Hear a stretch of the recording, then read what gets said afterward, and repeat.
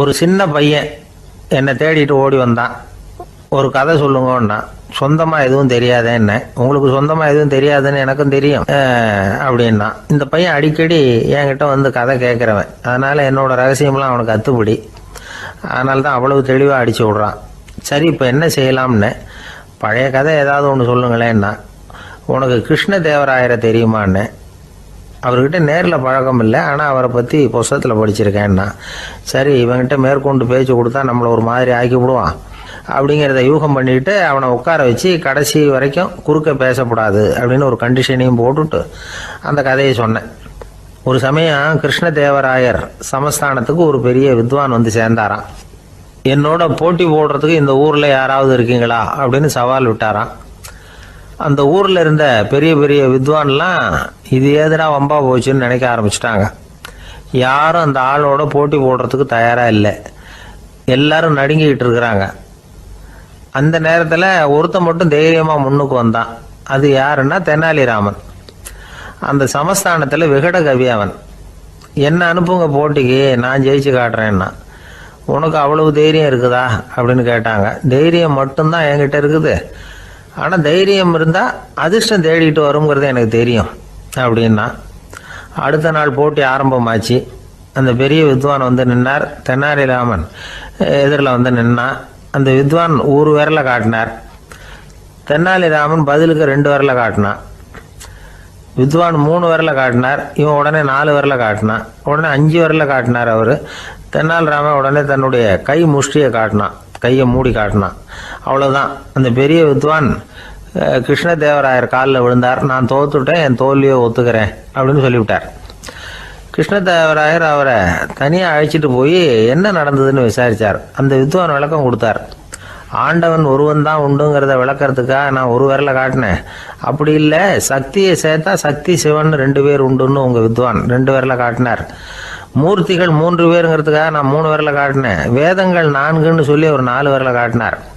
பஞ்சபூதங்கள் 5ன்னு நான் 5 விரலை காட்டினேன். அதையெல்லாம் அடக்கி ஆளணும்னு சொல்லி அவர் கையை மூடி உறுதியாக காட்டினார்.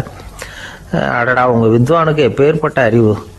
அவர் தான் ஜெயிச்சார், நான் தோத்துட்டேன் அப்படின்னார் அவர். அப்படி சொல்லிவிட்டு அவர் போயிட்டார். அதுக்கப்புறம் தெனாலிராமனை கூப்பிட்டு என்னப்பா நடந்தது அப்படின்னு கேட்டாராம். அதுக்கு தெனாலிராமன் விளக்கம் கொடுத்துருக்குறான். அவன் முதல்ல என்னை கொன்னுடுவேன்னு அந்த வித்வான் ஒரு விரலை காட்டினான். உடனே ஒரு 2 கண்ணையும் தோண்டி போடுவேங்கிறதுக்காக நான் 2 விரலை காட்டினேன். உனக்கு நாமம் போட்டுருவேன்னு சொல்லி 3 விரலை காட்டினான். அதை அழிச்சிருவேன்னு 4 விரலை காட்டினேன். உன்னை அரைஞ்சிருவேன்னு அவன் 5 விரலை காட்டினான்.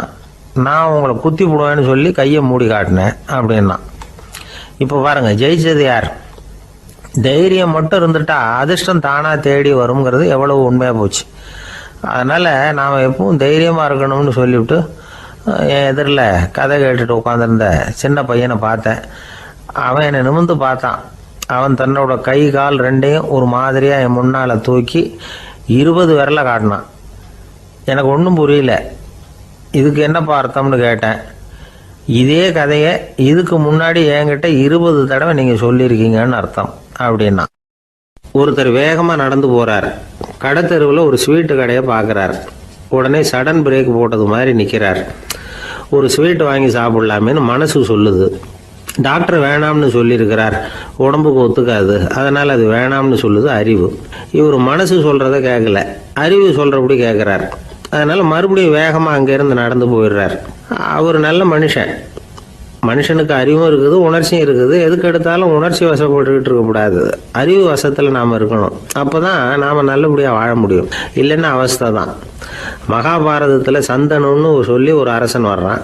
அவன் ஒரு சமயம் அறிவு வசப்படாமல் உணர்ச்சி வசப்படுறான். அதாவது ஒரு நாள் கங்கை கரையில் ஒரு அழகான பொண்ணை பார்க்குறான். இவனுடைய மனசு அவகிட்ட போயிடுது. அவளை வந்து கல்யாணம் பண்ணிக்கிறதுக்கு ஆசைப்படுறான். அந்த பொண்ணு சரின்னு சம்மதிக்கிறா. ஆனால் ஒரு நிபந்தனை போடுறா. அந்த நிபந்தனைக்கு சம்மதம்னு சொன்னாதான் உன்னை கல்யாணம் பண்ணிக்குவேன்னு சொல்கிறா. சரி, அவள் போட்ட நிபந்தனை என்ன தெரியுமா? இது மாதிரி, நான் உங்கள் மனசு புண்படுற மாதிரி எந்த காரியம் பண்ணாலும் நீங்கள் என்னை ஏன்னு கேட்கக்கூடாது, நான் செய்கிற காரியத்தை தடுக்கவும் கூடாது. அப்படி நீங்கள் செஞ்சால் அடுத்த கணமே நான் உங்களை பிரிஞ்சு போயிடுவேன். இதுதான் அந்த பொண்ணு போட்ட நிபந்தனை. சந்தன அரசன் இந்த நிபந்தனையை வந்து ஒத்துக்கலாமா? இதை அறிவுபூர்வமாக யோசிச்சிருந்தா இதுக்கு கட்டுப்பட்டுருக்க மாட்டான். இந்த நிபந்தனைக்கு நான் சம்மதிக்க மாட்டேன்னு தான் சொல்லியிருக்கணும். ஆனால் அவன் அந்த நேரத்தில் உணர்ச்சி வசத்தில் இருந்தான். அதனால் நீ என்ன சொன்னாலும் சரின்னு ஒத்துக்கிட்டான். அதில் கல்யாணம் பண்ணிக்கிட்டான். இதனால என்ன ஆச்சு? 7 பச்சை இளம் குழந்தைகளை பிறந்த உடனே அவள் கங்கையில் தூக்கி எறிஞ்சி கொல்லக்கூடிய கோர காட்சியை இவன் ஒன்று முன்னாடி ஒன்றா பார்க்க வேண்டியதாக போச்சு. கடைசியில் 8வது குழந்தை பிறந்ததுன்னா அவனுடைய அறிவு மேலோங்குது. அந்த கொடிய செயலை தடுத்து நிறுத்துறான். அந்த 8வது குழந்தை தான் பின்னாடி பீஷ்மர் ஆகிறார். ஒரு பக்தி பிரசங்கத்தில் ஒரு பேச்சாளர் இந்த விஷயத்தை சொல்லிவிட்டு இன்னொரு விஷயமும் சொன்னார். அது என்னன்னா, சந்துனு மன்னன் அறிவுக்கும் உணர்ச்சிக்கும் நடுவில் அகப்பட்டு தவிச்சதுனால அவன் வம்சத்தில் வந்த கௌரவர்கள் உணர்ச்சி வசப்பட்டாங்க, பாண்டவர்கள் அறிவு வசப்பட்டாங்க அப்படின்னு சொன்னார். மனுஷனுக்கு உணர்ச்சியை விட அறிவு மேலோங்கி இருக்கணுங்கிறது சரிதான். ஆனால் அந்த அறிவை எப்படி உபயோகப்படுத்துகிறோங்கிறது முக்கியம்.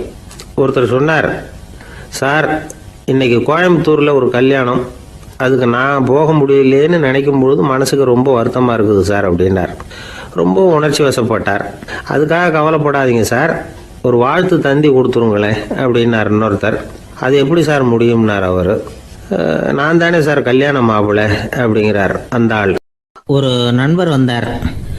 ரொம்பவும் இறுக்கமாக உடை அணிஞ்சிருந்தார். அதாவது ஆடைக்குள்ளே அவர் மாட்டிக்கிட்டு இருந்தது மாதிரி தெரிஞ்சது.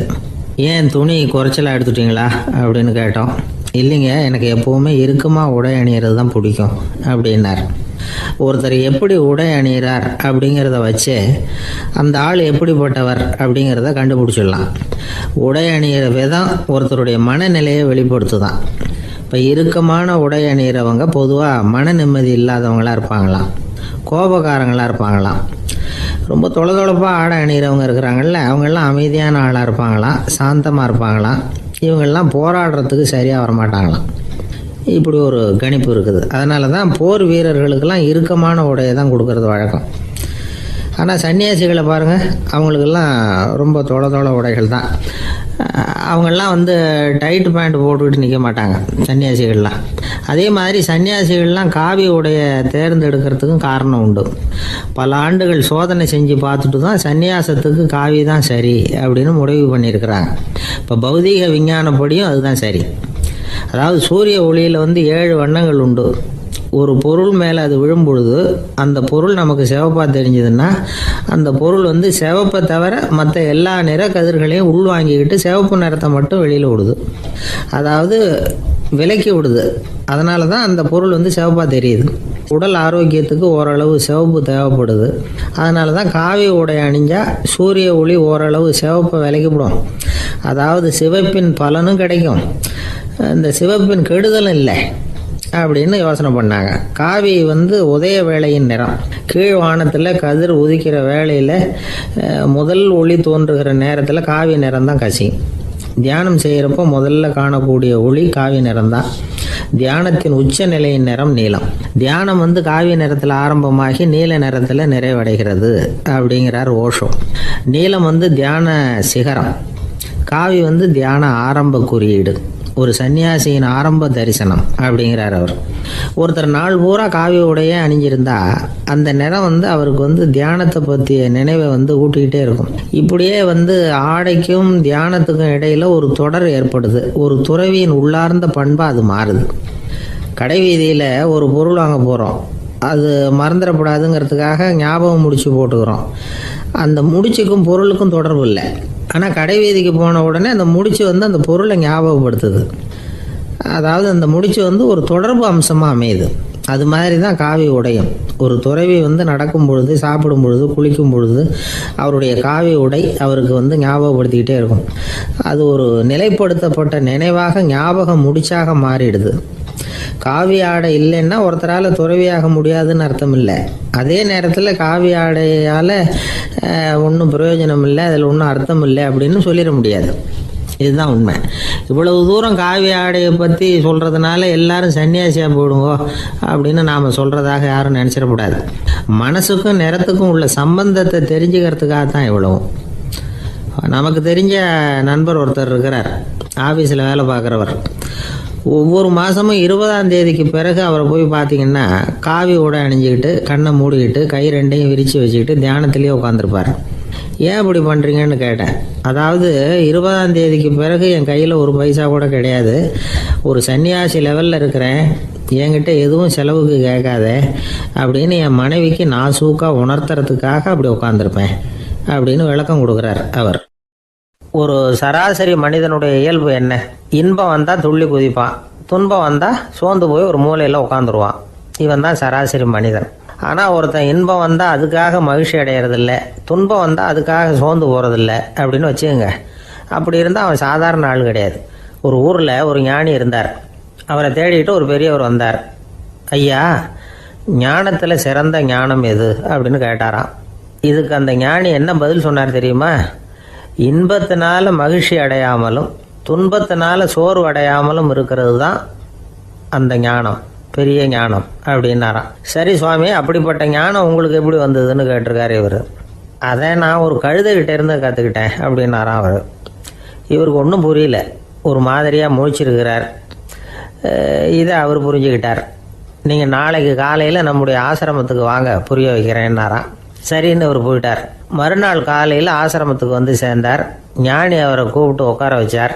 வாங்க, வந்து இப்படி உட்காருங்க, கொஞ்ச நேரத்தில் இந்த வழியாக ஒரு கழுதை போகும், அதை கவனித்து பாருங்கன்னாராம். இவருக்கு இன்னமும் ஒன்றும் புரியாமல் போச்சு, ஒரே குழப்பம். இருந்தாலும் அந்த ஞானி சொன்னது மாதிரியே உட்காந்துருக்கிறார். கொஞ்ச நேரத்தில் அந்த வழியாக ஒரு கழுதை போச்சு. அது முதுக நிறைய அழுக்கு மூட்டைகள், அதை சுமந்துக்கிட்டு போகுது. ஒரு செலவு தொழிலாளி அதை ஓட்டிகிட்டு போகிறார். கொஞ்சம் தூரத்தில் ஒரு ஆறு இருக்குது, அங்கே போய் துணியெல்லாம் சுத்தப்படுத்திக்கிட்டு சாயந்தரமாக திரும்பி இந்த வழியாகவே வருவாங்க. ஞானி சொன்னது மாதிரியே இந்த பெரியவர் அழுக்கு மூட்டையை சுமந்துக்கிட்டு போகிற அந்த கழுதையை கவனித்தார். கழுதை போயிட்டுது. அதுக்கப்புறம் ஞானியை திரும்பி பார்த்தார். இப்போ அந்த ஞானி சொன்னார், சாயந்தரம் வரைக்கும் நீங்கள் இங்கேயே இருக்கணும்னார். அதே மாதிரி இவர் இருந்தார். சாயந்தரமாக அந்த ஞானி சொன்னார், ஐயா, இப்போ கொஞ்ச நேரத்தில் அந்த கழுதை இந்த வழியாக திரும்பி வரும், அதையும் கவனித்து பாருங்கன்னார். இவரும் கவனித்து பார்க்குறார். கழுதை வந்தது. அது முதுகில் சலவை செய்யப்பட்ட துணி மூட்டை, அது பாட்டுக்கு சுமந்துக்கிட்டு போய்கிட்டு இருக்குது. பெரியவருக்கு ஒன்றும் புரியல, பொறுமை இழந்துவிட்டார். சரி சுவாமி, இந்த கழுதைக்கும் உங்கள் ஞானத்துக்கும் என்ன சம்பந்தம் அப்படின்னார். இப்போ அந்த ஞானி விளக்கினார். ஐயா, இந்த கழுதை இதே மாதிரி தினமும் காலையில் அழுக்கு மூட்டைகளை சுமந்துக்கிட்டு ஆற்றுக்கு போகுது, மாலையில் வெண்மையான சுத்தமான துணிகளை சுமந்துக்கிட்டு திரும்பி ஊருக்கு போகுது. காலையில் இது போகும் பொழுது முதுகில் அழுக்கு மூட்டைகளை சுமந்துக்கிட்டு போகிறோமேங்கிற வருத்தமும் அதுக்கு கிடையாது. சாயந்தரம் திரும்பி வரும்பொழுது சுத்தமான துணிகளை சுமந்துக்கிட்டு வர்றோமேங்கிற மகிழ்ச்சியும் அதுக்கு இல்லை. இதை பார்த்து தான் நானும் அது மாதிரி ஞானத்தை கற்றுக்கிட்டேன் அப்படின்னாராம். அதனால் யார் கற்றுக் கொடுக்குறாங்க அப்படிங்கிறத விட எதை கற்றுக்கிறோம் அப்படிங்கிறது தான் முக்கியம். ஒரு சினிமா பார்க்குறோம், ஒரு அருவி கொட்டுறது மாதிரி காட்சி வருது, தண்ணீர் வழியுது. படம் முடிஞ்சதும் பார்த்தீங்கன்னா அந்த திரை என்ன நனைஞ்சு போயாருக்கும். ஒரு தீப்பிடிச்சு எரியிற காட்சியே சினிமாவில் பார்க்குறீங்க, காட்சி முடிஞ்சதும் அந்த வெண் திரையே கருகி போயாருக்கும். படத்தில் வர்ற தண்ணீரும் நெருப்பும் அந்த திரையை பாதிக்கிறது இல்லை. நாம் அந்த திரை மாதிரி இருக்கிறதுக்கு கற்றுக்கணுமா. அந்த பக்குவம் வந்துவிட்டதுன்னா இன்பமும் துன்பமும் நம்ம எதுவும் செய்யாது. ஒரு சினிமாவை பார்க்குற வரைக்கும் சிரிக்கலாம், அழலாம். பார்த்துட்டு வெளியில் வரும்பொழுது அழுதுகிட்டே வரக்கூடாது. ஒருத்தர் வந்தார், அப்படி படம் முடிஞ்சு வெளியில் வரும்பொழுது அருவி மாதிரி கண்ணீர் சிந்திக்கிட்டே வரார். ஏன் சார், படம் அவ்வளவு சோகமா அப்படின்னு கேட்டார். இன்னொருத்தர், இல்லை சார், கூட்டம் ரொம்ப குறைச்சல் சார், மொத்தம் படம் பார்க்க வந்தவங்களே 15 பேர் தான் சார் அப்படின்னார் கண்ணீரை தொடச்சிக்கிட்டே. அதுக்கு நீங்கள் ஏன் சார் அழறீங்கன்னு கேட்டார் அவர். இந்த படத்தோட தயாரிப்பாளரே நான் தான் சார் அப்படின்னாரா இவர். ஒரு நீதிமன்றம், அங்கே ஒரு கொலை வழக்கு சம்பந்தமாக விசாரணை நடந்துக்கிட்டு இருக்குது. அந்த வழக்கறிஞர் ரொம்ப தீவிரமாக வாதாடிக்கிட்டு இருக்கிறார். தன்னுடைய கட்சிக்காரர் நிரபராதிங்கிறது அவருக்கு நல்லா தெரியும். அதனால தான் அவர் சார்பாக வாதாடுறதுக்கே ஒத்துக்கிட்டார். அப்படி அவர் மும்முரமாக வாதாடிக்கிட்டு இருக்கிற சமயத்தில் அவசரமாக தந்தி ஒன்று சேர்ந்தது. அதை வாங்கி படித்து பார்த்தார். அதுக்கப்புறம் அதை மடித்து தன்னுடைய கோட்டு பையில் வச்சுக்கிட்டு தொடர்ந்து வாதாட ஆரம்பிச்சிட்டார். பேசி முடித்தார். அதுக்கப்புறம் அங்கே கோர்ட்டில் இருந்த சக வக்கீல்கள் அவர்கிட்ட வந்தாங்க. தந்தி ஒன்று வந்ததே, என்ன விஷயம் அப்படின்னு விசாரித்தாங்களாம். அப்போ அவர் சொல்லியிருக்கிறார், ஊரில் சிகிச்சைக்காக போயிருந்த என்னுடைய மனைவி இறந்து போனதாக தந்தி வந்திருக்குது அப்படின்னாராம். மற்ற வக்கீல்களுக்கு அதிர்ச்சி. என்னங்க இது, மனைவி இறந்ததை விட கேஸு முக்கியமாக உங்களுக்கு அப்படின்னு கேட்டிருக்கிறாங்க.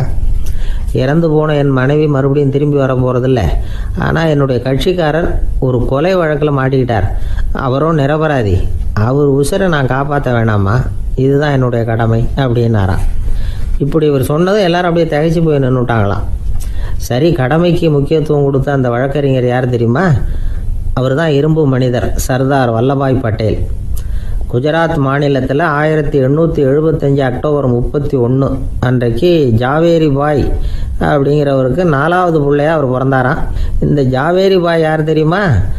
ஜான்சி ராணி லட்சுமி பாய் போர் படையில் ஒரு வீரராக பணிபுரிஞ்சவர். இளம் வயசில் வல்லபாய் பட்டேல் ரொம்ப சிரமப்பட்டு படிச்சிருக்கார். விடாமுயற்சி வெற்றியை கொடுத்தது. கல்லூரியிலையும் காலடி வச்சார். அதுக்கப்புறம் வக்கீல் பட்டத்தையும் வாங்கினார். பிரிட்டிஷ் ஆட்சி நடந்துக்கிட்டு இருந்த சமயம் குஜராத்தை சேர்ந்த பர்டோலி தாலுக்காவில் விவசாயிகள் மேலே அரசாங்கம் திடீர்னு நில வரியை வசதி விட்டு தான். ஏழை விவசாயிகள் ரொம்ப கஷ்டப்பட்டுருக்காங்க. அரசாங்கம் வரி செலுத்தாத விவசாயிகளின் நிலங்களையெல்லாம் ஜப்தி செஞ்சுதான். அரசாங்கத்தை எதிர்க்கிறவங்களையெல்லாம் கைது பண்ணி சிறையில் அடைச்சுட்டாங்களாம். சில பேர் வீடு வாசல் ஆடு மாட்டையெல்லாம் விற்று கூட வரி கட்ட வேண்டிய நிலைமைக்கு ஆளாயிட்டாங்க. வழக்கறிஞர் வல்லபாய் பட்டேல் நில வரியை உடனே ரத்து பண்ணணும் அப்படின்னு பம்பாய் கவர்னருக்கு ஒரு கடிதம் எழுதினார். எந்த பலனும் இல்லை. உடனே எல்லா விவசாயிகளையும் அணி திரட்டினார். அதுக்கு தானே தலைமை தாங்கினார். சத்தியாகிரகம் நடத்தினார். அந்த பகுதியில் எந்த வேலையும் நடக்கலை. வேறு வழி இல்லை. ஆட்சியாளர்கள் உடனே வரியை ரத்து பண்ணாங்க. சிறையில் இருந்தவங்களெல்லாம் வெளில விட்டாங்க. 1928 ஆகஸ்ட் 6 சர்க்காருக்கும் விவசாயிகளுக்கும் இடையில் ஒரு உடன்பாடு ஏற்பட்டது. அதுக்கப்புறம் தான் நிலைமை சரியாக போச்சான். வல்லபாய் பட்டேலின் பொது சேவையை பாராட்டின பொதுமக்கள் அவருக்கு சர்தார் அப்படிங்கிற பட்டத்தை கொடுத்தாங்களாம். சர்தார்னா தலைவர் அல்லது தளபதின்னு அர்த்தம். இரும்பு மனிதர்னு இவருக்கு பேர். இருந்தாலும் நகைச்சுவை உணர்வும் இவருக்கு நிறைய உண்டு. ஒரு தடவை ஒரு பத்திரிகை நிருபர் வந்திருக்கார். சர்தார் பட்டேல்கிட்ட அவருக்கு பிடிச்ச பண்பாடு கலாச்சாரம் எது அப்படின்னு கேட்கணும்னு ஆசை. அதனால் அவரை பார்த்து கேட்டாராம், ஏங்க உங்களுக்கு பிடிச்ச கல்ச்சர் எது அப்படின்னு கேட்டிருக்கார். இதுக்கு சர்தார் பட்டேல் சொன்ன பதில் என்ன தெரியுமா? எனக்கு பிடிச்ச கல்ச்சர் அக்ரிகல்ச்சர் அப்படின்னாராம். ஒரு நண்பர் சினிமா படம் தயாரிக்கிறவர், அவர்கிட்ட ஒரு நாள் பேசிக்கிட்டு இருந்தேன். அது எப்படி சார், நீங்கள் எடுக்கிற எந்த படமும் கையை கடிக்காத அளவுக்கு எடுத்துடுறீங்களே, அது எப்படின்னு கேட்டேன். அது ஒன்றும் பெரிய விஷயம் இல்லை சார். பெண்களுக்குன்னு சில உருக்கமான காட்சிகள், இளைஞர்களுக்குன்னு சில நடனங்கள், அடிதடி காட்சிகள், அப்புறம் வயசானவங்களுக்குன்னு சில ஆன்மீக காட்சிகள், சின்ன பிள்ளைங்களுக்கு சிரிப்பு, இப்படி எல்லாமும் சேர்த்து நான் படம் எடுக்கிறேன். மசாலா படம்னு பேர். இது ரொம்ப பெருசாக இல்லைன்னாலும் ஓரளவுக்கு சுமாராக ஓடிடும், கையை கடிக்காது அப்படின்னார். இது ஒரு உத்தி. சில பத்திரிகை ஆசிரியர்களும் இந்த உத்தியை கையாளுறது உண்டு. இந்த உத்திக்கு பார்னம் உத்தி அப்படின்னு பேர். பார்னம் எஃபெக்ட் அப்படின்னு சொல்லுவாங்க. அதாவது ஃபீனியஸ் டி பார்னம் அப்படின்னு ஒருத்தர் அமெரிக்காவில் இருந்தாராம். அதாவது 19ஆம் நூற்றாண்டில் அமெரிக்காவில் கொடிகட்டி பறந்த ஒரு சர்க்கஸ் நிறுவனத்தின் அதிபர் அவர்.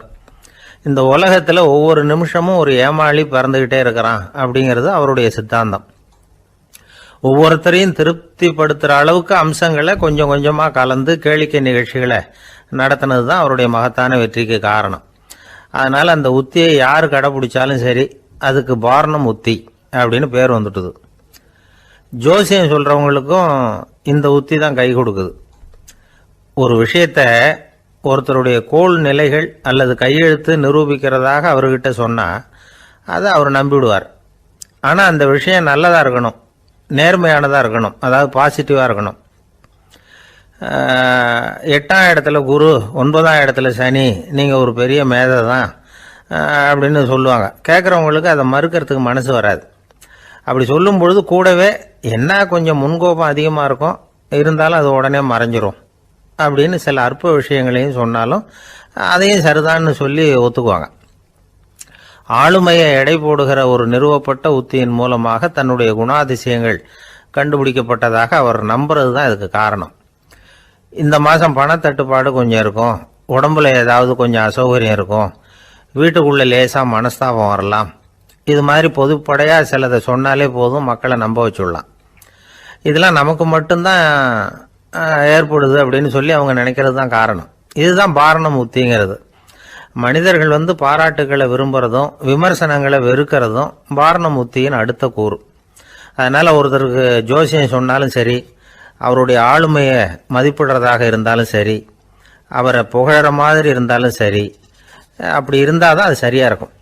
சாதகமான விஷயங்களை அதிகமாகவும் பாதகமான விஷயங்களை நாசூக்காகவும் சொன்னால் மக்கள் அதை நம்பிடுவாங்க. ஒருத்தரை கருமின்னு சொன்னால் ஏற்றுக்க மாட்டார். அதையே கொஞ்சம் மாற்றி நீங்கள் கொஞ்சம் சிக்கனமான ஆசாமி அப்படின்னு சொன்னால் நீங்கள் சொல்கிறது சரிதான் சார் அப்படிம்பார்.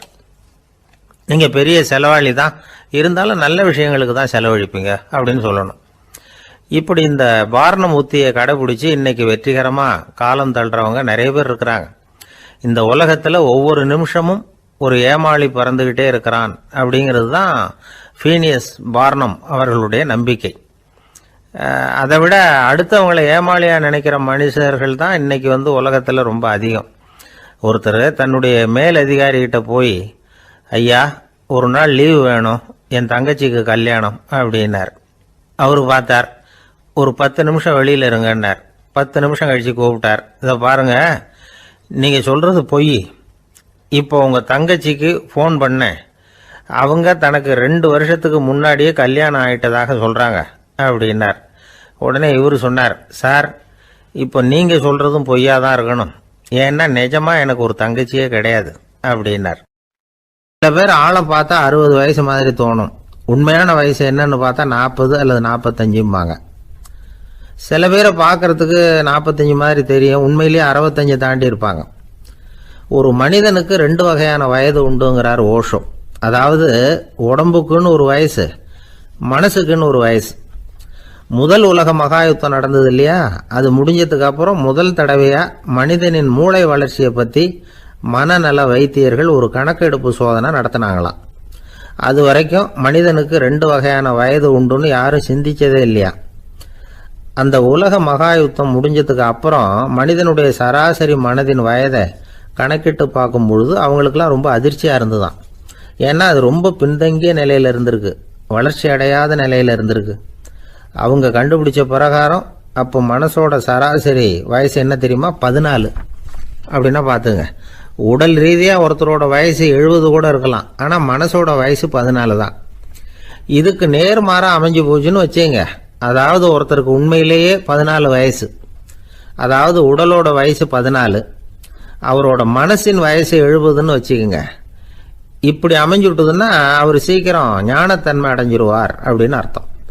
இப்போ நமக்கெல்லாம் உடம்போட வயசு மனசோட வயசு ரெண்டும் ஒன்றா இருந்துட்டா அதுவே போதும், அதுவே பெரிய விஷயம். இப்போ எமர்சன் கிட்ட போய் ஒருத்தர் கேட்டாரா, உங்கள் வயசு என்ன அப்படின்னு. அவர் உடனே பதில் சொல்லியிருக்கார், 360 வருஷம் அப்படின்னாராம். கேட்டவர் குழம்பி போயிட்டார். அவர் என்ன சொல்கிறாரு, 360 வயசா, என்ன நம்ம காதில் தான் சரியாக விழலையா?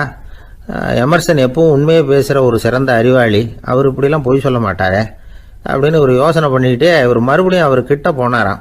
ஐயா நீங்கள் சொன்னது சரியாக என் காதில் விழலை, அதனால் மறுபடியும் கேட்குறேன், உங்கள் வயசு என்ன அப்படின்னாராம்.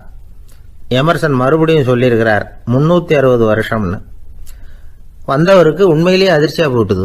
அதுக்கப்புறம் மெதுவாக ஆரம்பிச்சாராம், ஐயா நீங்கள் சொல்கிறத என்னால் ஏற்றுக்க முடியாது, எப்படி பார்த்தாலும் இப்போ உங்களுக்கு வயசு ஒரு 60க்கு மேலே இருக்காதுன்னு நினைக்கிறேன் அப்படின்னாராம். நீங்கள் சொல்கிறது சரிதான், அது என் உடம்போட வயசுன்னாராம் எமர்சன்.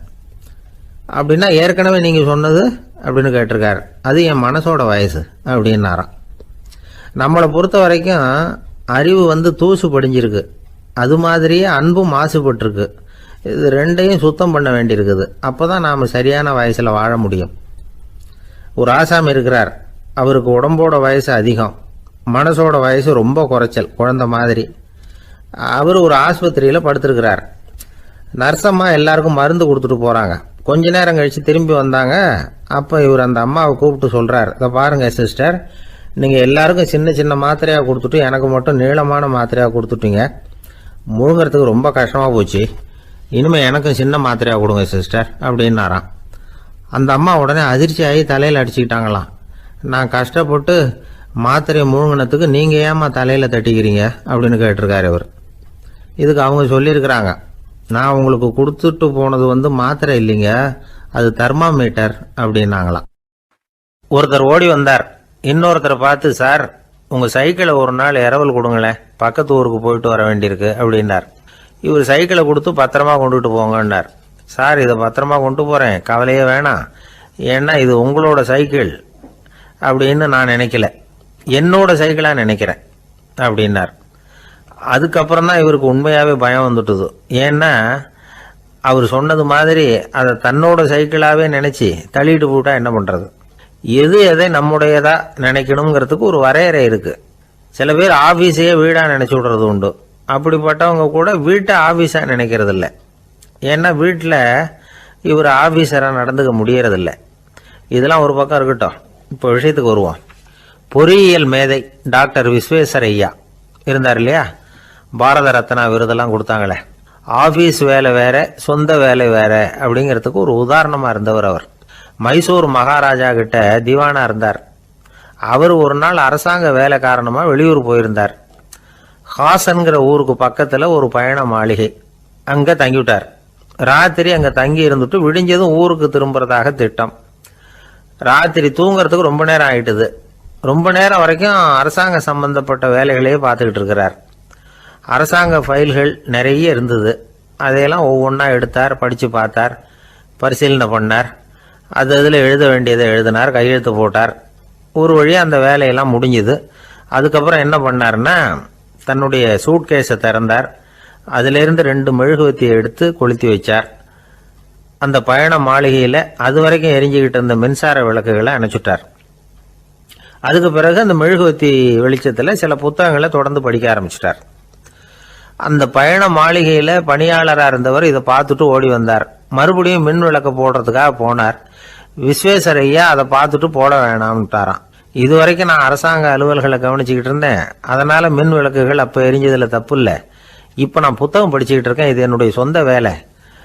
இங்கே இருக்கிற மின் விளக்கு அதுக்காக ஏன் எரியணும் அப்படின்னு கேட்டாராம். இப்போ இருக்கிற சில அரசு பணியாளர்கள்கிட்ட இந்த சம்பவத்தை பேச்சோட பேச்சா சொல்லி பார்த்தேன். அவங்களால இதை ஜீரணிக்கவே முடியல. நேர்மை தேவைதான் சார், அதுக்காக அவ்வளவு தூரத்துக்கு அது தேவையா அப்படிங்கிறாங்க. விஸ்வேஸ்வரய்யா அப்படி பண்ணினது தான் ஒரு நேர்மையாளர் அப்படின்னு இந்த உலகத்துக்கு நிரூபிக்கணுங்கிறதுக்காக இல்லை. தான் அப்படி நடந்து காட்டினா தன்னை சுற்றி இருக்கிறவங்களும் அதை கேள்விப்படுறவங்களும் முடிஞ்ச அளவுக்கு பொது வாழ்க்கையில், அரசு பணியில் நேர்மையை கடைபிடிக்க முயற்சி பண்ணலாமே அப்படிங்கிறதுக்காகத்தான். இப்போவும் சில பேர் இருக்கிறாங்க, இவங்க ஆஃபீஸ் வேற வீடு வேறன்னு நினைக்கிறது இல்லை, அவ்வளோ உரிமை. ஒருத்தர் அப்படிதான், அவருக்கு அவசரமாக 5000 ரூபா தேவைப்பட்டது. ஆஃபீஸ் பணத்தை எடுத்துக்கிட்டார். அந்த நேரம் பார்த்து ஆடிட் வந்துட்டுது. ஆப்பிட்டுக்கிட்டார். விசாரணை நடக்குது. அவர் சொல்கிறார், சார் நான் நேரம் காலம் பார்க்காம ஆஃபீஸில் வேலை செய்வேன். ஏன்னா அதை என்னோட ஆஃபீஸாக நினைக்கிறேன்.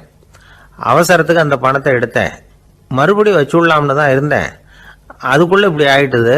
நீங்கள் என்ன நினச்சாலும் சரி, நான் ஆஃபீஸ் வேற வீடு வேற அப்படின்னு நினைக்கிறது இல்லை, அது என்னோட சுபாவம் அப்படின்னார். விசாரணை பண்ணவர் தீர்ப்பு வழங்கினார். உங்கள் சுபாவத்துக்கு மதிப்பு கொடுத்து நானும் தீர்ப்பு வழங்குறேன். நீங்கள் கொஞ்ச நாள் ஜெயிலில் இருந்துட்டு வாங்க, அது உங்களுக்கு கஷ்டமாக இருக்காதுன்னு நினைக்கிறேன். ஏன்னா அங்கே போனாலும் நீங்கள் உங்கள் சுபாவப்படி வீடு வேற ஜெயில் வேறன்னு நினைக்க மாட்டீங்க அப்படின்னாராம். ஒரு நண்பர் யாருக்கோ ஃபோன் பண்ணிகிட்டு இருந்தார். அவர் பேசி முடித்ததும் நான் அவரை பார்த்து, இப்போ ஃபோன் பண்ணீங்களே அந்த ஃபோன் நம்பர் என்ன அப்படின்னு கேட்டேன். அவர் தலையை சொரிஞ்சுக்கிட்டார், ஞாபகம் வரலன்னார். சரி சார் அதை விடுங்க, உங்கள் மனைவி பேர் என்ன அப்படின்னு கேட்டேன். மாலதின்னார். என்ன சார் இது வேடிக்கை, கொஞ்ச நேரத்துக்கு முன்னாடி பேசின ஃபோன் நம்பர் மறந்து போச்சு. எப்போவோ கல்யாணம் பண்ணிக்கிட்ட மனைவி பேர் மறக்கலை, அதை கரெக்டாக சொல்லிவிட்டீங்களே அப்படின்னு கேட்டேன். அவர் என்ன ஒரு மாதிரியாக பார்த்தார். அவர் அப்படி என்னை பார்த்ததில் ஒன்றும் தப்பு இல்லை, ஏன்னா நாம் எல்லாருமே அப்படித்தானே. ஒரு குறிப்பிட்ட காரியத்துக்காக தொலைபேசியில் ஒருத்தட்ட பேசுகிறோம், அதுக்கப்புறம் அந்த எண் நமக்கு அனாவசியம், அதனால் மறந்துடுறோம். இதுக்கு பேர் தான் தற்காலிக ஞாபகம். ஆனால் மனைவி பேரை மறந்துட முடியுமா? முடியாது. அது அவசியமான ஒன்று. அடிக்கடி அந்த பேரை உபயோகப்படுத்துகிறோம், அதனாலேயும் அது முக்கியங்கிறதுனாலேயும் அதை மறக்கிறது இல்லை. இதுக்கு பேர் நிரந்தர ஞாபகம். சரி, இந்த தற்காலிக ஞாபகம், நிரந்தர ஞாபகம், இது 2 ஞாபக அளவுகளையும் கட்டுப்படுத்துறது எது அப்படின்னா மூளைக்குள்ள நடக்கிற மின்சார நடவடிக்கைகள் தான். தற்காலிக ஞாபகம் ஒரு மின்னல் மாதிரி தோன்றி மறையுது. நிரந்தர ஞாபகம் ஒரு படிவம் போல மூளையில படிஞ்சுடுது. ஒரு சம்பவத்தின் பல பிரதிகள் மூளையில பல்வேறு பகுதிகளிலேயும் படியறதுனால ஒன்று மறைஞ்சாலும் மறந்தாலும் இன்னொன்று மறையறதில்லை. இப்படிப்பட்ட நிலைமையில தான் தொண்டையில இருக்கு, வாயில வரமாட்டேங்குது சார் அப்படிமா. ஒருத்தருக்கு எந்த துறையில ஆர்வமும் ஈடுபாடும் அதிகமோ அது சம்பந்தமான ஞாபக சக்தி அதிகமா இருக்கும். தொழிலை விரும்புகிற ஒரு டெலிபோன் ஆபரேட்டருக்கு எண்கள்லாம் நல்ல ஞாபகம் இருக்கும். அது மாதிரி கவிஞர்களுக்கு வார்த்தைகள் நல்ல ஞாபகத்தில் இருக்கும். இது ஒரு பக்கம் இருந்தாலும் ஒரு மூளை எண்களை விட எழுத்துக்களை விட படங்களை ரொம்ப சுலபமா ஞாபகத்தில் வச்சுக்குது. புரிஞ்சுக்கிற தன்மை, அனுபவம், புத்தி கூர்மை இது கூடி குறையிறத பொறுத்து ஞாபக சக்தியும் ஏறும் இறங்கும். இப்போ உதாரணத்துக்கு ஒரு பையனுக்கு படித்தது எதுவும் ஞாபகத்தில் இல்லைன்னா அவன் அதை சரியா புரிஞ்சுக்கலன்னு அர்த்தம். இந்த மறதிங்கிறது எந்த சமயத்தில் ஒரு பிரச்சனை ஆகுது தெரியுமா? உங்களுக்கு வேண்டியப்பட்ட ஒருத்தரை ஞாயிற்றுக்கிழமை சாயந்தரம் சரியா 5 மணிக்கு கடற்கரைக்கு வர சொல்லிவிட்டு அந்த நேரத்தை மறந்துட்டா அது பரவாயில்ல, வர சொன்னதையே மறந்துட்டாதான் நிலைமை மோசம்னு அர்த்தம். இப்படி இருந்தா இது சிகிச்சை எடுத்துக்க வேண்டிய நிலைமைங்கிறத புரிஞ்சுக்கணும். ஆமா, இதுக்கும் மருந்து இருக்கு. ஆனா மூளை குறிப்பிட்ட அளவுக்கும் கீழே இயங்குறப்போவோ இன்னொன்னு சொல்லுவாங்க, இந்த நியூரோ டிரான்ஸ்மிட்டர் அப்படின்னு சொல்லுவாங்க. அப்படிங்கிற மூளை ரசாயனம் ரொம்பவும் குறைஞ்சி போறப்போ மட்டும்தான் உபயோகப்படும். டாக்டர் என்ன சொல்றாங்க தெரியுமா? மூளையை பொறுத்த வரைக்கும் அதுல ஞாபக சக்தி அதிகமா உள்ள மூளை, மறதி உள்ள மூளை அப்படின்னு ஒன்றும் கிடையாது அப்படிங்கிறாங்க. நினைவு வச்சுக்கிறதுக்கு பயிற்சி அளிக்கப்பட்ட மூளை, பயிற்சியற்ற மூளை அப்படின்னு வேணும்னா சொல்லலாம் அப்படின்னு சொல்றாங்க. அதனால நம்ம ஞாபக சக்திங்கிறது நம்ம கிட்ட இருக்கிற பயிற்சி, முயற்சி இதை பொறுத்து தான் அமையும். ஒருத்தர் ஒரு பென்சிலை எங்கேயோ வச்சுக்கிட்டு தேடிக்கிட்டு இருந்தார். அப்புறம் என்னமோ தீவிரமா யோசனை பண்ணி அதை ஞாபகப்படுத்தி பார்த்துக்கிட்டு இருந்தாராம். எதிரில் உட்கார்ந்து இருந்தவர் சொன்னார், பென்சிலை தானே தேடிட்டு இருக்கீங்க, அது உங்க வலது காதில் இருக்குது சார் அப்படின்னாராம் அவரு. இதுக்கு அவரு சொல்லியிருக்காரு, பென்சிலை வலது காதில் தான் வச்சிருக்கேங்கிறது எனக்கு நல்லா ஞாபகம் இருக்கு, ஆனா எது வலது காதுங்கிறது தான் மறந்து போச்சு அப்படின்னாராம். அவர் அதை தான் யோசிச்சுட்டு இருந்திருக்கிறார். ஒருத்தர் ரொம்ப கவலையோட உட்கார்ந்துருந்தார். எதை பத்தி சார் கவலைப்படுறீங்கன்னு கேட்டோம். எதிர்காலத்தை பத்தி கவலைப்படுறேன்னார். ஏன்னு கேட்டோம். என்ன பண்றதுன்னே தெரியல சார், எதிர்காலம் ஒரே இருட்டா இருக்கு, பாதையே புரியலன்னார். இன்னைக்கு நம்ம இளைஞர்கள் பல பேருக்கு எதிர்காலம் இருட்டா தான் தெரியுது. அவங்கெல்லாம் இந்த கதையை கொஞ்சம் கேட்கணும். ஒரு மலை அடிவாரத்தில் ஒரு சின்ன கிராமம். அந்த மலை ரொம்ப உயரமானது. அடர்த்தியா செடி கொடிகள் மரங்கள் அதில் மண்டி கிடக்குது. பகல் வேளையில் இருட்டாக தான் இருக்கும், அவ்வளவு அடர்த்தி. அந்த மலை உச்சியில் ஒரு கோவில். முத நாள் ராத்திரியே புறப்பட்டாதான் காலையில் அந்த கோயிலுக்கு போய் சேர முடியும். கிராமத்து இளைஞன் ஒருத்தன் அந்த மலை உச்சிக்கு போக வேண்டியிருந்தது. கையில் ஒரு விளக்கை எடுத்துக்கிட்டு முத நாள் ராத்திரியே புறப்பட்டான். புறப்பட்டு போனவன் கிராமத்து எல்லையிலேயே நின்றுட்டான். ஏன் தெரியுமா? அவன் கையில் இருந்த விளக்கோட வெளிச்சம் 10 அடி தூரத்துக்கு தான் தெரியுது. அது வரைக்கும் தான் பாதை தெளிவாக இருக்குது. அதுக்கு அப்பால எல்லாம் ஒரே இருட்டாக இருக்குது, பாதை புரியல. இவன் யோசனை பண்ணி பார்த்தான். மனசுக்குள்ள ஒரு சந்தேகம். 10 அடி தூரம் தானே வெளிச்சம் தெரியுது, அப்படின்னா நாம் 10 அடி தூரம் தானே போக முடியும். அதுக்கு அந்தாண்ட ஒரே இருட்டாக இருக்குது, அதில் எப்படி நாம் நடந்து போகிறது? நாம் ரொம்ப தூரம் நடந்து போய் ஆகணுமே. அப்படிப்பட்ட நினப்பெல்லாம் அவனுக்கு வந்துட்டுது. இதுதான் அவன் மனசில் ஏற்பட்ட தயக்கம். இப்படி யோசிச்சுக்கிட்டே அந்த இளம் ஆசாமி புறப்பட்ட இடத்துலயே நின்றுகிட்டு இருக்கிறான். அந்த சமயத்தில் ஒரு வயசான பெரியவர் அந்த பக்கமாக வந்தார். அவர் கையில் இதை விட சின்னதாக ஒரு விளக்கு வச்சிருந்தார். அது எப்படின்னா அது ஒரு 5 அடி தூரத்துக்கு தான் வெளிச்சம் காட்டுது. அவ்வளவு சின்ன விளக்கு. அவரும் மலை உச்சிக்கு போகிறதுக்காக தான் வந்துகிட்டு இருக்கிறார்.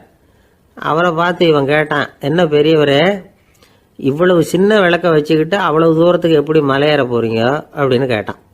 நீ ஏன் இப்படி தயங்கிட்டே நிற்கிறேன்னு கேட்டார் பெரியவர். என்கிட்ட இருக்கிற விளக்கு 10 அடி தூரத்துக்கு தான் பாதையை காட்டுதுன்னா. இப்போ பெரியவர் சொன்னார், தம்பி, உன் கையில் இருக்கிற விளக்கு கொடுக்குற வெளிச்சத்தை வச்சு நீ முதல்ல 10 அடி தூரம் முன்னாடி போ. 10வது அடியில் போய் நின்றுக்கிட்டு பாரு, மறுபடியும் ஒரு 10 அடி தூரத்துக்கு பாதை தெரியும்.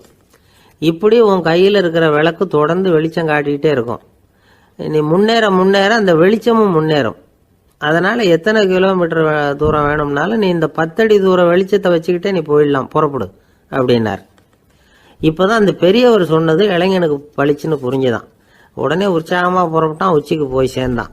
இந்த கதையிலேருந்து நாம் புரிஞ்சுக்க வேண்டியது என்ன தெரியுமா? நீண்ட கால திட்டம் ஒன்று போடும் பொழுது நமக்கு முன்னாடி இருக்கிறத மறந்துட்டு மனசை போட்டு குழப்பிக்க கூடாது. உங்கள் கையில் என்ன இருக்கோ அதுலேயே உங்கள் எதிர்காலம் மறைஞ்சிருக்குது. கண் முன்னாடி தெரியறத வச்சு ஆரம்பிங்க, போக போக வழி தானா புலப்படும் அப்படிங்கிறார் ஒரு பெரியவர். பெரிய பயணங்களையெல்லாம் இப்படி தான் நடத்த வேண்டியிருக்கும். ஒவ்வொரு அடியாக எடுத்து வச்சா ஓடி போய் சேர்ந்து விடலாம். மலைச்சு போய் நின்றுட்டா நின்றுக்கிட்டே இருக்க வேண்டியது தான். நம்ம ஆள்லாம் ரொம்ப மோசமான இருக்கிறாங்க. ஒருத்தன் அப்படி தான் நீண்ட தூர பிரயாணம் ஒன்று புறப்பட்டான். ரயில் போய்கிட்டே இருந்தது. கொஞ்சம் தூரம் போச்சு, பாதி வழியில் கையில் வச்சுருந்த டிக்கெட்டை காற்றுல விட்டுட்டான். ஐயோ என் டிக்கெட்டு போயிட்டுதே அப்படின்னு கத்த ஆரம்பிச்சுட்டான். பக்கத்தில் இருந்த பெரியவர் அவனை பார்த்து பரிதாபப்பட்டு, கவலைப்படாத தம்பி, போனா போகுது, வேற டிக்கெட் வாங்கிக்கலாம் அப்படின்னு ஆறுதல் சொன்னார். அதுக்கு அவன் சொல்கிறான், சார் நான் அதுக்காக அழலை, அந்த டிக்கெட்டு கிடைச்சாதானே நான் எந்த ஊருக்கு போகணுங்கிறது எனக்கு தெரியும் அப்படிங்கிறான். ஒரு அம்மா, அவங்களுக்கு 35 வயசு இருக்கும். குடும்பத்தில் எந்த கஷ்டமும் இல்லை. இருந்தாலும் காரணம் இல்லாமல் பிள்ளைங்க பேரில் கோவப்படுறது, எரிஞ்சு விடுறது அவங்க வழக்கம். பிள்ளைங்க அழும். உடனே அவங்க மனசும் சங்கடப்படும். இன்னொரு அம்மா, நல்ல வேலையில் இருக்கிறவங்க, வாரத்துக்கு ஒரு தடவையாவது தலைவலி வந்துடும். இவங்களுக்கெல்லாம் உடம்புல எந்த கோளாறும் இல்லை, மனசு மட்டும் சரியாக இருக்காது. தூக்க மாத்திரை கையில் வச்சுருப்பாங்க. 30-35 வயசுடைய பெண்களுக்கு சர்வசாதாரணமாக காணப்படுகிற மனக்கோளாறு இது. இதுக்கு பேர் மனவாட்டம், டிப்ரெஷன், மனமடிவு அப்படின்னு சொல்லலாம். இந்த நோய்க்கு அறிகுறி என்ன தெரியுமா? மனசில் வருத்தமான உணர்வு இருக்கும். அடிக்கடி அழலாம் போல தோணும். முன்னால எல்லாம் எந்தெந்த செயலில் ஆர்வம் இருந்ததோ அதெல்லாம் குறைஞ்சிரும், அல்லது சுத்தமாகவே ஆர்வம் இல்லாமல் போயிடும். சில பெண்கள் இளம் வயசில் பக்கத்தில் இருக்கிறவங்க கிட்ட கலகலப்பாக பேசுவாங்க, வீட்டை அலங்கரிக்கிறதுல ஆர்வம் இருக்கும். இப்போ அதுல எல்லாம் ஆர்வம் இல்லாமல் போயிடும். எந்த வேலை செஞ்சாலும் சீக்கிரம் களைப்பு அடைஞ்சுடுறது மாதிரி ஆகிடும். நமக்கு யாருமே உதவியாக இல்லை, நம்ம எல்லாரும் கை விட்டுட்டாங்க போல இருக்குதே அப்படிங்கிற உணர்வுலாம் உண்டாகும். தன்னைத்தானே குறை சொல்லிக்குவாங்க. நாம் தப்பு பண்ணிவிட்டோம் போல இருக்குதே அப்படின்னு தோணும். குற்றம் பண்ணிட்டதா நினச்சி கஷ்டப்படுவாங்க. பசி இருக்காது, தூக்கத்தில் தொந்தரவு இருக்கும். அடிக்கடி செத்து போடலாங்கிற உணர்வு வரும். தற்கொலை பண்ணிக்கலாங்கிற எண்ணம் உண்டாகும். சில பேர் தற்கொலை முயற்சியில் கூட ஈடுபடுவாங்க. சில பேருக்கு பலவிதமான உடல் வலிகள் இருக்கும், பலவீனம் இருக்கும், சீக்கிரமாக களைப்படைஞ்சு போடுவாங்க. இதெல்லாம் மனவாட்ட நோய்க்கான தன்மைகள். இந்த மனவாட்டம், அதாவது டிப்ரெஷனை 2 வகையாக பிரிக்கலாமா. ஒன்று தானாக உண்டாக்கிக்கிறது, இன்னொன்று எதிர் விளைவை உண்டு பண்ணுகிற அல்லது நரம்பு சம்பந்தப்பட்ட டிப்ரெஷன். தானாக உண்டாக்கிக்கிற மனவாட்ட நோய் இருக்கு பாருங்க, அதுக்கு ஏதாவது சூழ்நிலை காரணமாக இருக்கலாம், அல்லது இல்லாமலும் போகலாம். மூளையில் டொப்பாமைன் அல்லது செரட்டோனின் இதோட அளவு குறையும் பொழுது இந்த டிப்ரெஷன் உண்டாகுது. இதுக்கு ஓரளவு பிறவி காரணங்கள் கூட இருக்கலாம். குடும்பத்தில் வேற சிலருக்கும் வரலாம். பாதிக்கப்பட்ட பெண்ணை பார்க்கறதுக்கு பலவீனமாக தெரியும், கடுமையான குற்ற உணர்வு இருக்கும், தனியாக இருக்கிறதுக்கு ஆசைப்படுவாங்க, நடு ராத்திரியில் எழுந்திரிச்சு உட்காந்து கஷ்டப்பட்டுக்கிட்டு இருப்பாங்க, கொடூரமான முறையில் தற்கொலை பண்ணிக்க முயற்சி பண்ணுவாங்க, தீ வச்சுக்கிறது, அமிலத்தை குடிக்கிறது, தூக்கில் தொங்குறது. இப்படி தானாக வரவழைச்சிக்கிற மனவாட்ட நோய் மறையக்கூடிய நோய். ஒரு தடவை வந்தால் 3லேருந்து 6 மாதம் வரைக்கும் நீடிக்கும். இடைப்பட்ட காலங்களில் நோயாளி இயல்பாக இருப்பார்.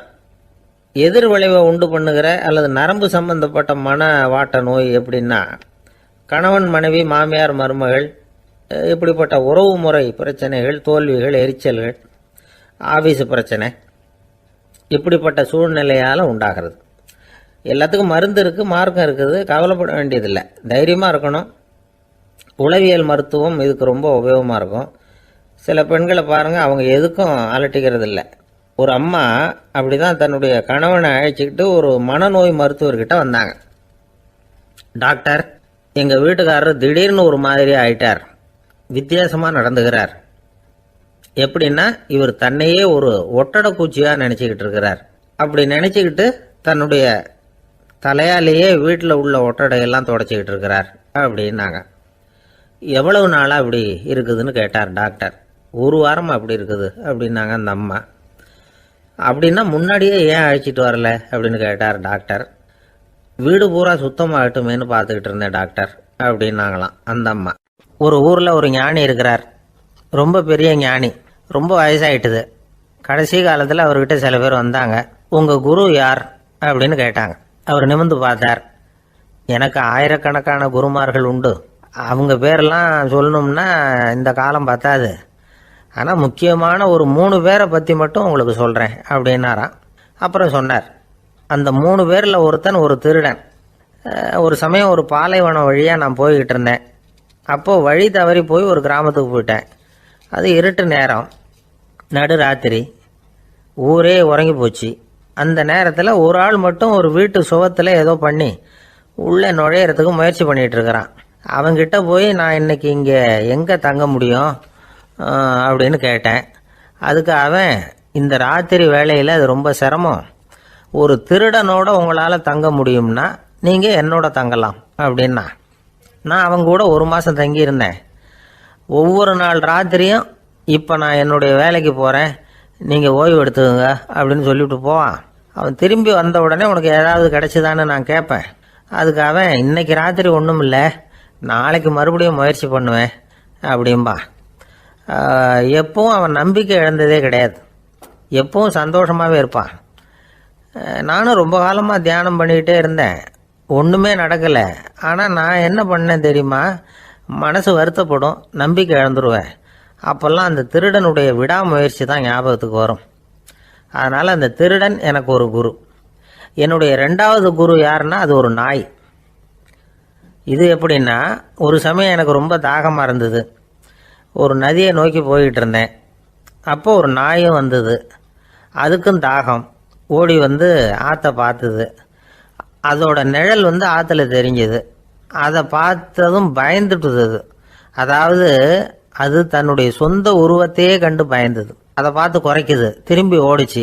ஆனால் அதுக்கு தாகம் அதிகமாக இருந்ததுனால அது மறுபடியும் திரும்பி வந்தது. பார்த்தா மறுபடியும் தண்ணியில் நாயோட உருவம் தெரியுது. இப்படி சில தடவை பண்ணிச்சு. இருந்தாலும் கடைசியில் தண்ணியில் குதிச்சுட்டுது துணிஞ்சி. இப்படி குதித்த உடனே அதோட உருவமும் மறைஞ்சுட்டுது.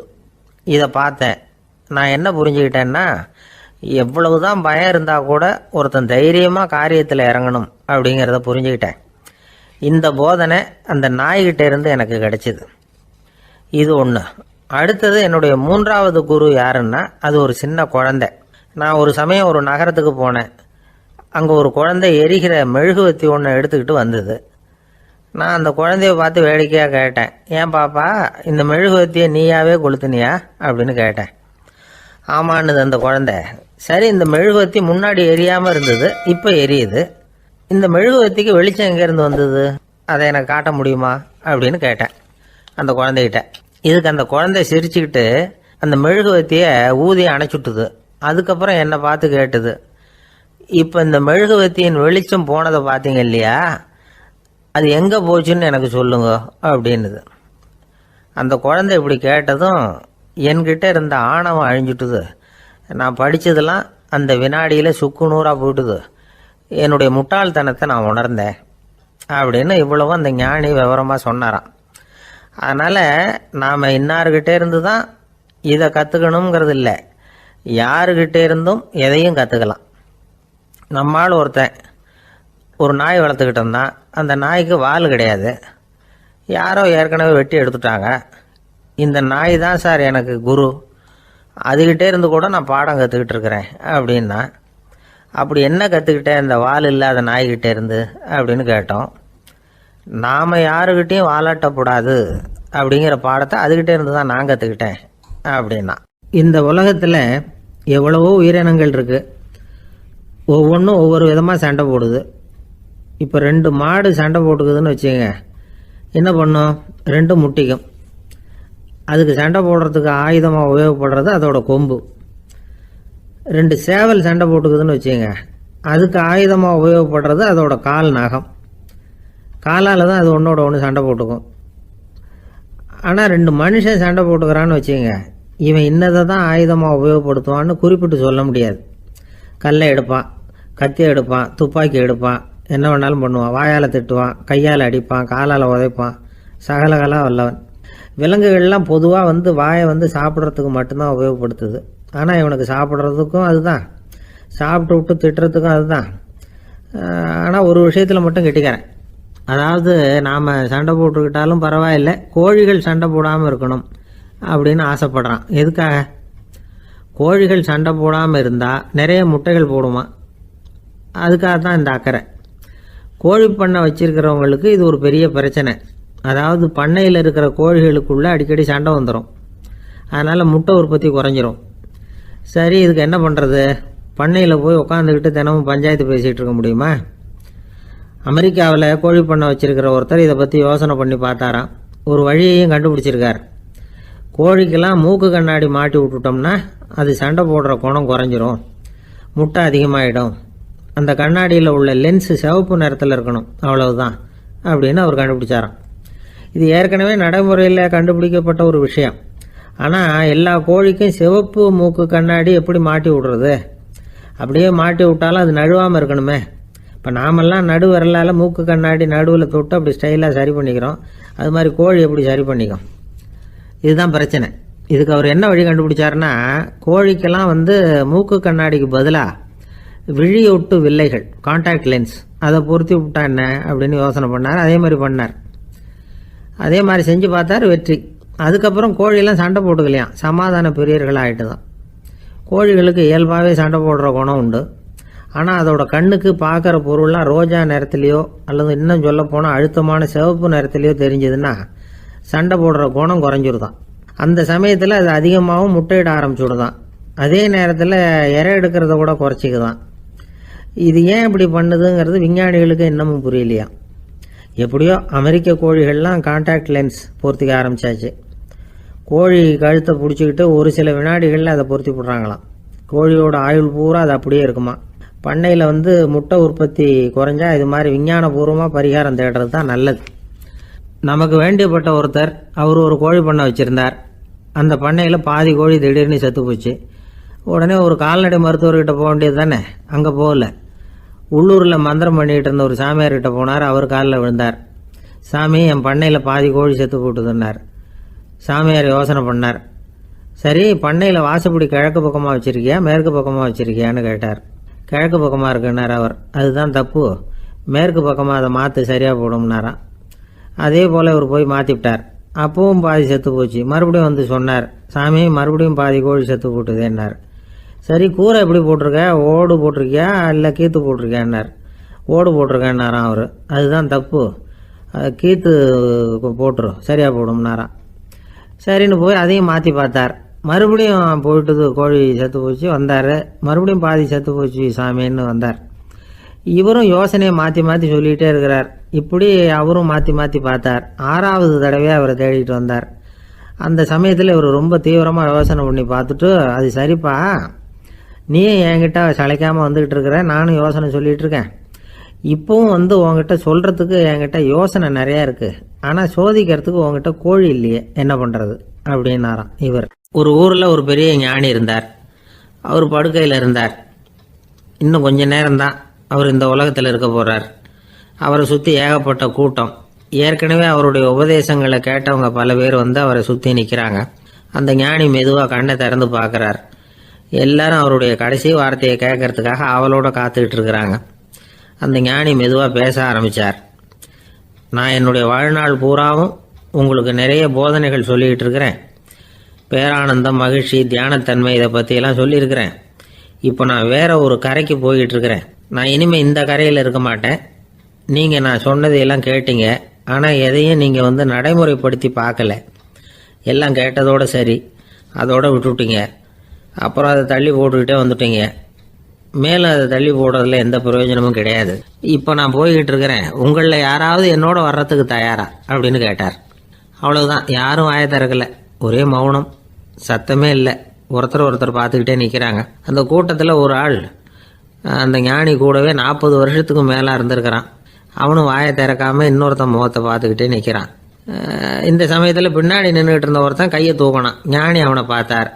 சரி, ஒருத்தனுக்காவது நம்மோட வர்றதுக்கு தைரியம் இருக்குது அப்படின்னு நினச்சார். ஆனால் அந்த ஆள் என்ன சொன்னான் தெரியுமா? ஐயா, நீங்கள் கேட்குறப்போ நான் உடனே எழுந்திருக்கல, கையை மட்டும்தான் தூக்கினேன். என்ன காரணம்னா, நான் எப்படி அடுத்த கரைக்கு சேர்றதுங்கிறது தெரிஞ்சுக்கிறதுக்காக தான். அந்த விவரத்தை மட்டும் இப்போ உங்ககிட்ட இருந்து நான் தெரிஞ்சுக்க ஆசைப்படுறேன். ஏன்னா இப்போ நான் உங்கள் கூட வர்றதுக்கு தயாராக இல்லை. எவ்வளவோ காரியங்களை நான் இன்னும் இங்கே முடிக்க வேண்டியிருக்குது. வீட்டுக்கு ஒரு விருந்தினர் வந்திருக்கிறார். என்னுடைய இளைய மகனுக்கு கல்யாணம் பண்ணி வைக்கணும். அதனால் இன்றைக்கி உங்கள் கூட வர முடியாது. அது மட்டும் இல்லை, இப்போ உங்கள் கூட அடுத்த கரைக்கு வந்தால் திரும்பி வர முடியாதுன்னு வேறு சொல்கிறீங்க. அதனால் இப்போ நான் வரல. இன்னொரு நாள் நிச்சயமாக நான் வர்றேங்க, உங்களை சந்திக்கிறேன். அதனால் இப்போ நீங்கள் இன்னொரு தடவை எங்களுக்கு விளக்கமாக சொல்லணும். ஏற்கனவே பல தடவை சொல்லியிருக்கிறீங்க. தயவு பண்ணி இப்போ ஒரு தடவை சொன்னீங்கன்னா சௌகரியமாக இருக்கும். அந்த அடுத்த கரையை அடையிறது எப்படி, இப்போ ஒரு தடவை அதை விளக்கமாக சொல்லிட்டீங்கன்னா நல்லா ஞாபகப்படுத்திக்குவேன். அது சரியான சமயம் வர்றப்போ இது எனக்கு உதவியாக இருக்கும் அப்படின்னு நானா. ஆனால் உண்மை என்ன தெரியுமா, அந்த சரியான சமயம் வரவே இல்லை அப்படிங்கிறது தான் உண்மை. இப்படி அந்த கதை முடியும். இந்த கதை அந்த ஒரு ஆளுக்கு மட்டும் இல்லை, கிட்டத்தட்ட எல்லாருக்குமே அது பொருந்தும் அப்படிங்கிறாங்க விவரம் தெரிஞ்சவங்க. எல்லாருமே அந்த சரியான தருணத்துக்காக தான் காத்துக்கிட்டு இருக்கிறாங்களாம். அதுக்காக ஜோசியம் பார்க்குறாங்க, கைரேகை பார்க்குறாங்க, நாளைக்கு என்ன நடக்குங்கிற ஆவலில் எல்லாரும் காத்துக்கிட்டு இருக்கிறாங்க. ஆனால் அந்த ஒரு நாள் ஒருபோதும் வரப்போகிறதில்ல. நீங்கள் தள்ளி போடுறதுக்காக பல அர்த்தமில்லாத காரணங்களை தேடுறீங்க அப்படிங்கிறார் ஒரு ஞானி. காத்திருக்கிறதுலேயே நம்ம காலம் ஓடி போயிடுது. ஏன்னா இன்னைக்கு நாம் சிந்திக்கிறது நாளைக்கு நாம் சிந்திக்கிறது இல்லை. ஒவ்வொரு நாளும் ஒவ்வொரு மாதிரி போயிடுது. நாளைக்கு மறுநாளை பற்றியே சிந்திக்கிறோம். இப்படியே அது பாட்டுக்கு போயிடும். கரையை தொட்டு பார்க்குறது எப்போ, இதுதான் கேள்வி. நமக்கு வேண்டியப்பட்ட ஒருத்தர் ஒரு ரயில்வே பிளாட்ஃபாரத்தில் நின்றுட்டு இருக்கிறார். அங்கே இருக்கிறவங்க கிட்ட கேட்குறாராம், விசாரிக்கிறார், ஏங்க கிழக்க போகிற ரயில் போயிட்டுதுங்களான்னாராம். போயிட்டுதுன்னு இருக்கிறாங்க. கொஞ்ச நேரம் கழிச்சு ஏங்க மேற்க போகிற ரயில் போயிட்டுதுங்களான்னு கேட்டிருக்காரு. போயிட்டுதுங்களான் இருக்காங்க. அப்புறம் கொஞ்ச நேரம் கழிச்சு மறுபடியும் ஏங்க 10:30 மணி வண்டி போயிட்டுதான்னு கேட்டிருக்காரு. தொடர்ந்து காலையிலேருந்து சாயந்தரம் வரைக்கும் இப்படி ஒரே இடத்துல நின்றுட்டு கேட்டுக்கிட்டே இருக்கிறார். இதை பார்த்துக்கிட்டு இருந்த ஒருத்தர் அவர்கிட்ட ஏங்க நீங்கள் எங்கே போகணும் அப்படின்னு கேட்டாராம். இவர் மெதுவாக சொன்னாராம், இந்த ரயில்வே லைனை தாண்டி அந்த பக்கம் போகணும் அப்படின்னாராம். ஆஃபீஸில் வேலை பார்க்குற ஒருத்தர் வந்தார். பேசாமல் ஒரு 10 நாள் லீவு போட்டுடலாமா பார்க்குறேன் அப்படின்னார். ஏன்னு கேட்டோம். என்னுடைய மேலதிகாரி ஒரு முசுடு சார், அவர்கிட்ட வேலை பார்க்குறது ரொம்ப கஷ்டமாக இருக்குது அப்படின்னார். ஆஃபீஸில் வேலை பார்க்குறவங்கெல்லாம் ஒரு விஷயத்தை நல்லா ஞாபகத்தில் வச்சுக்கணும். மேலதிகாரிங்கிறவர் ஒரு பெரிய மகான் இல்லை, அவரும் ஒரு மானிட பிறவி தான். சராசரி மனுஷனுக்குள்ள பலம் பலவீனம் ரெண்டும் அவருக்கும் உண்டு. அதனால் அவரை கொஞ்சம் அனுசரித்து போகிறதுக்கு பழகிறது தான் நல்லது. மேலதிகாரிகளில் பல வகை உண்டு. அதில் முக்கியமாக 3 வகை. அதில் ஒரு வகை எப்படி தெரியுமா, உங்களை ஒரு வேலை செய்கிற மெஷினாக மட்டுமே நினைக்கக்கூடிய வகை. இவங்கெல்லாம் எப்படின்னா, எங்கேயாவது வெளியூர் போயிருந்தா கூட அங்கேருந்து ஃபோன் பண்ணுவாங்க, அந்த வேலை என்னாச்சு, இந்த வேலை என்னாச்சு அப்படின்னு. இவங்களுக்கெல்லாம் உங்கள் நலனை பற்றியோ உங்கள் குடும்பத்தை பற்றியோ அக்கறை இருக்காது. நீங்கள் சொல்கிற யோசனை எதுவும் இவங்ககிட்ட எடுபடாது. கொடுத்த வேலையை பாரு, நீ எனக்கு புத்தி சொல்ல வேணாம் அப்படிம்பாங்க. இவங்களை அனுசரித்து போகிறதுக்கு ஒரே வழி, இவங்க எதை சொன்னாலும் சரின்னு சொல்லிவிட்டு வேலையை கவனிக்க வேண்டியது தான். இவங்ககிட்ட வேற எந்த கேள்வியும் கேட்டுக்கிட்டு இருக்கக்கூடாது. ஆமாம் சாமி போடுறது கௌரவ குறைச்சல் இல்லை, அது ஒரு அலுவலக சௌகரியம், அவ்வளவுதான். இன்னொரு வகையான மேலதிகாரிகள் எப்படி தெரியுமா, இவங்கெல்லாம் ஆஃபீஸ் வேலையை பற்றி அதிகமாக கவலைப்பட்டுக்கிட்டு இருக்க மாட்டாங்க. தங்களுடைய சொந்த இமேஜ் பாதிக்கப்படக்கூடாதுங்கிறதுலையே கவனமாக இருப்பாங்க. இவங்கெல்லாம் அடிக்கடி உங்கள் நலனை விசாரிப்பாங்க. அதே மாதிரி நீங்களும் அவரை விசாரிக்கணும்னு எதிர்பார்ப்பாங்க. இந்த ரக அதிகாரிகளுக்கெல்லாம் புது வருட வாழ்த்து அனுப்பலாம், பிறந்தநாள் வாழ்த்து அனுப்பலாம். அவருக்கு எங்கேயாவது ஒரு பாராட்டு விழா நடந்தால் முதல் வரிசையில் போய் உட்காந்து உங்கள் முகத்தை காட்டலாம். ஆஃபீஸ் வேலையை மட்டுமே பார்க்குற பணியாளர்கள் இது மாதிரி அதிகாரிகள்கிட்ட நல்ல பேர் வாங்க முடியாது. இன்னொரு வகையான மேலதிகாரிகள் உண்டு. அவங்க எப்படின்னா, ஆஃபீஸ் வேலையை பற்றியும் கவலைப்பட மாட்டாங்க, தனக்கு கீழே வேலை பார்க்குறவங்கள பற்றியும் கவலைப்பட மாட்டாங்க. எக்காரணம் கொண்டும் தன்னுடைய பொசிஷனுக்கு ஆபத்து வந்துடக்கூடாதுன்னே நினைக்கக்கூடியவங்க இவங்க. இவங்களால கடுமையான வேலை செய்யவும் முடியாது, தீர்மானிக்கவும் முடியாது. எந்த முடிவையும் எடுக்காமல் அப்படியே தள்ளி போட்டுக்கிட்டே போடுவாங்க எல்லாத்தையும். இதனால் என்ன ஆகும்னா, இவருக்கு கீழே வேலை பார்க்குற உங்களுக்கு பொறுப்பு அதிகமாகிடும். இவங்ககிட்ட போய் பிரச்சனையை மட்டும் சொல்லி பிரயோஜனம் இல்லை, அதுக்கான முடிவுகளை நீங்களே சொல்லணும். அப்போ தான் இது மாதிரி அதிகாரிகள்கிட்ட நல்ல பேர் வாங்கலாம். அட்லீஸ்ட் கெட்ட பேர் வாங்காமலாவது காலம் தள்ளலாம். ஆஃபீஸில் வேலை பார்க்குறவங்க முக்கியமாக சில விஷயங்களை ஞாபகத்தில் வச்சுக்கணும். ஆஃபீஸில் நடக்கிற நல்லது கெட்டது எதுவாக இருந்தாலும் உடனடியாக மேலதிகாரிகிட்ட தெரிவிக்கிறது நல்லது. 3வது மனிதர் மூலமாக அதை அவர் தெரிஞ்சுக்கிறது அவ்வளவு நல்லதில்லை. எந்த மேலதிகாரியுமே தான் இந்த சர்பாஸ் செய்யப்படுறத விரும்புறதில்லை. அதனால் அவருக்கு தெரியாமல் மேலிடத்துக்கு மணி எழுதி போடக்கூடாது. அப்படி எழுதி போடுறவங்க சில பேர் இருக்கிறாங்க. நீங்களும் உங்கள் மேலதிகாரியும் தொழில் ரீதியாக ஒரே படிப்பு படித்தவராக இருக்கலாம். அப்படி இருந்ததுன்னா அட்ஜஸ்ட் பண்ணி போகிறது கொஞ்சம் கஷ்டம்தான். இதை மனசில் வச்சுக்கிட்டு நடந்துக்கணும். உங்களுக்கும் அவருக்கும் அபிப்பிராய பேதமா, அது அவருக்கும் உங்களுக்கும் உள்ள தனிப்பட்ட பிரச்சனை. அதை விளம்பரப்படுத்திக்கிட்டு இருக்கக்கூடாது, அது அவருடைய கோபத்தை கிளறும். உங்கள் மேலதிகாரி உங்கள் கூட படித்தவராக இருக்கலாம், அதுக்காக அவரை எல்லாருக்கும் முன்னாடி அடைய கிச்சாமி எப்படா இருக்க அப்படின்லாம் கேட்டுக்கிட்டு இருக்கக்கூடாது. பொதுவாக யாரும் அதை விரும்புறதில்லை. இவ்வளவையும் உங்கள் மனசில் வச்சுக்கிட்டு கொஞ்சம் சாமர்த்தியமாக நடந்துக்கிட்டீங்கன்னா ஆஃபீஸ் வந்து உங்களுக்கு அவஸ்தையாக இருக்காது, ஆனந்தமாக இருக்கும். ஒரு மேலதிகாரி தன்கிட்ட வேலை பார்க்குற ஒருத்தரை பற்றி ரொம்ப பெருமையாக சொன்னாராம். எங்கள் ஆஃபீஸில் எவ்வளவோ பேர் வேலை பார்க்குறாங்க, எல்லாரும் தினமும் வந்து ஏதாவது பிரச்சனைகளை சொல்லிகிட்டு இருப்பாங்க.